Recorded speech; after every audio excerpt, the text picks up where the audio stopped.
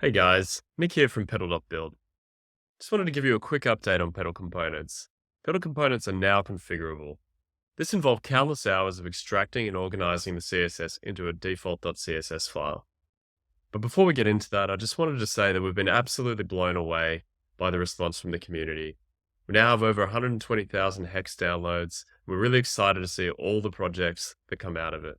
And if you wanted to tell us about a specific project you're working on, using Petal Components, please reach out to me at nick@petal.build. Now I'm going to show you just how easy it is to override the default CSS and customize the components to create something unique to your project.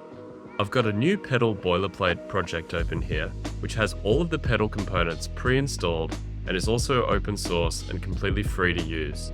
I'll pop that link below. Next, I'll start the server and head over to my local host to see all of the components displayed on a single page. After that, I'll open my app.css file, and you'll see there's a section for adding your own component styles. Say I want to change my buttons globally to a retro style. Well, it's super easy. Just look up how the styles are defined in the Petal Components default.css file and redefine them in your app.css file with the new classes you want.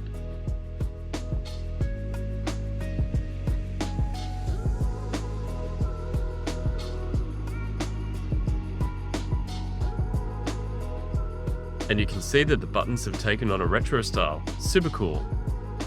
Or say I want to make a simple one-off change to the default max width of a container. Most components will allow you to provide a class attribute. So just prepend an exclamation mark to the class you want, like so.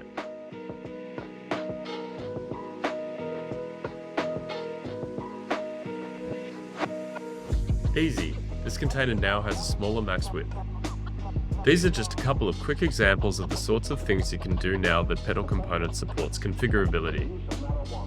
For more information about using Petal Components in your project, I encourage you to head over to our docs and also check out our VScode Snippets extension.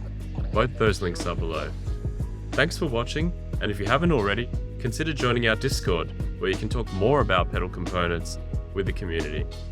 I'll also leave that invite link below. See you in the next one.